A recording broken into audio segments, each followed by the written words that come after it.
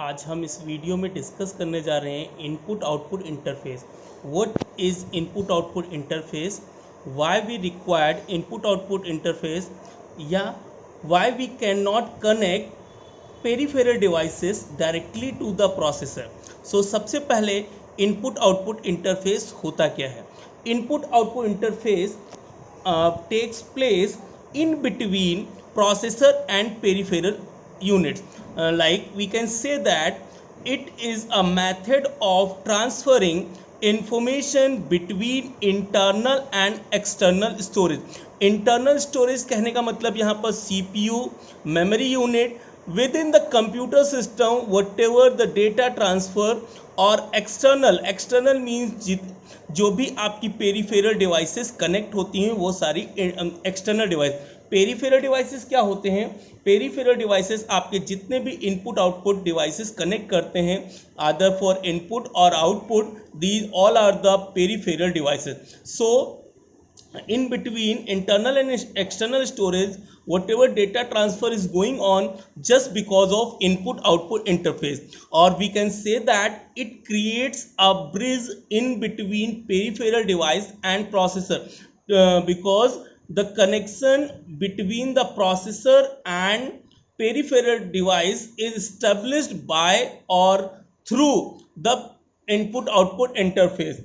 It resolve the gap or differences between the processor and peripherals.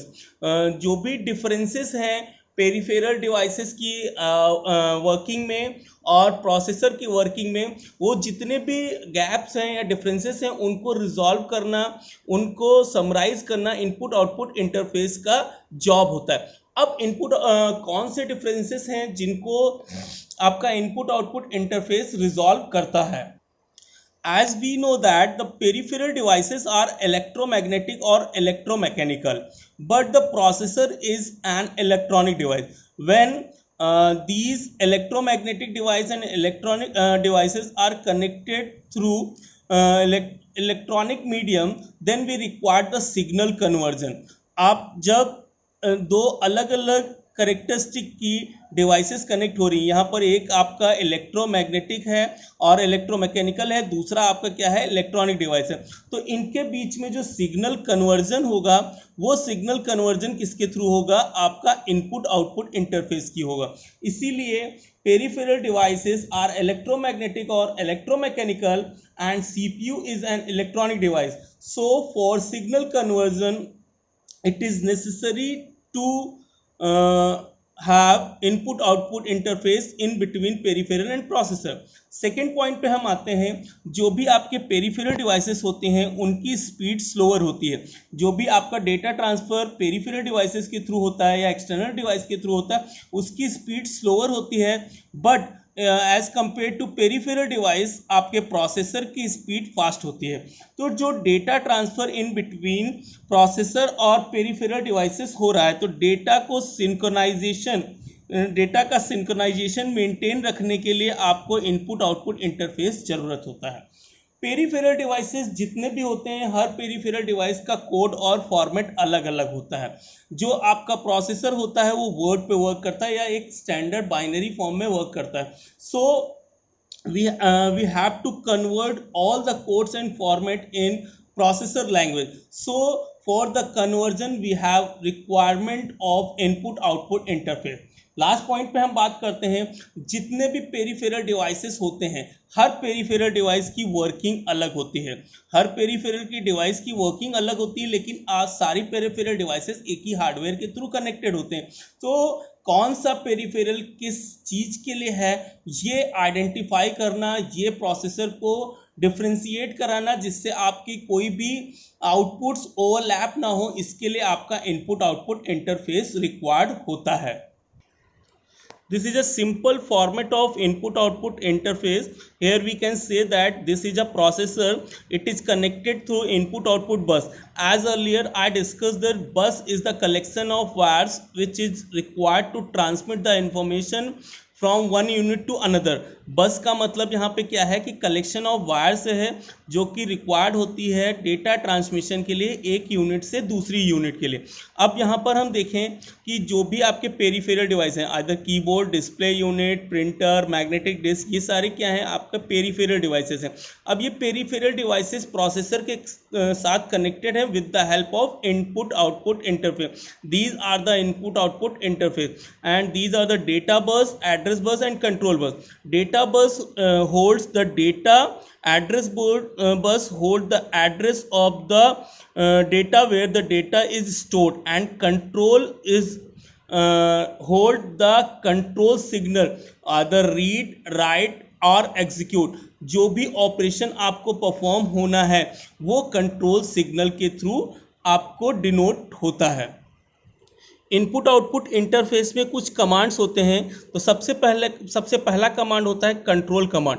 Control command क्या होता है कि जो भी आपके इनपुट आउटपुट इंटरफेस हैं या जितने भी पेरिफेरल डिवाइसेस आपकी कनेक्टेड हैं वो एक इनपुट आउटपुट इंटरफेस के थ्रू कंट्रोल्ड हैं या कनेक्टेड हैं। उनकी वर्किंग कब कौन सी डिवाइस वर्किंग में होगी और ये आपका कंट्रोल कमांड ही डिसाइड करता है कौन सी पेरिफेरल डिवाइस कब एक्टिवेट होगी और कौन सा टास्क परफॉर्म करेगी। सो इनपुट जो कंट्रोल कमांड हुआ, control command issue to activate the peripheral and decide what to do कि पेरिफेरल डिवाइस कौन सी कनेक्ट हुई है, कौन सी पेरिफेरल डिवाइस एक्टिवेट होगी और उसको क्या टास्क परफॉर्म करना है, ये आपका कंट्रोल कमांड डिसाइड करता है। सेकेंड है आपका स्टेटस कमांड। स्टेटस कमांड क्या होता है, इनपुट आउटपुट इंटरफेस या जो उससे आपकी पेरिफेरल डिवाइस कनेक्टेड है उसके स्टेटस को डिनेट करने के लिए आपका क्या होता है, स्टेटस कमांड यूज होता है। लाइक स्टेटस में आपका क्या होता है कि आपकी जो भी इनपुट आउटपुट डिवाइस है रेडी है, रनिंग है और आपका बिजी है, कि आपकी जो भी डिवाइस है वो रनिंग कंडीशन में है कि रेडी है कि बिजी है, ये आपका स्टेटस कमांड डिसाइड करता है। Data output command. Data output command means आपका जो भी इंटरफेस के थ्रू प्रोसेसर पे इंटरफेस के थ्रू प्रोसेसर के पास जो भी कमांड जाता है या जो भी टास्क या जो भी इंफॉर्मेशन पास होती है वो डेटा आउटपुट कमांड के थ्रू ही पास होती है। Data input command. Data input command means interface से पेरिफेरल डिवाइस, इंटरफेस से पेरिफेरल डिवाइस के पास जब कोई भी डेटा सेंड होता है वो data input output command. Device communication. आपका जितने भी इनपुट आउटपुट इंटरफेस होते हैं उनका कम्युनिकेशन डिवाइस के थ्रू, डिवाइस का मतलब यहाँ पर पेरिफेरल डिवाइस से है।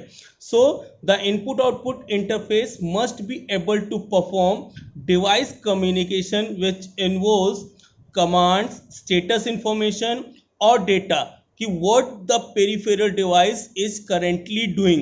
It is represented by device communication. Data buffering. Data buffering is also essential task by input output interface just because of slower of speed or to maintain the data synchronization we have to keep a special buffer or special memory to synchronize the data. So it is also performed by input output interface. It is also known as IO input output interface or data buffering.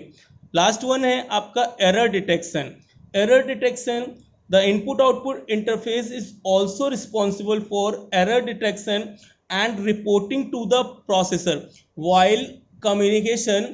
When input output interface get any error failure, then it report back to the processor and provide the fault tolerance services. Hopefully आपको input output interface clear हुआ होगा।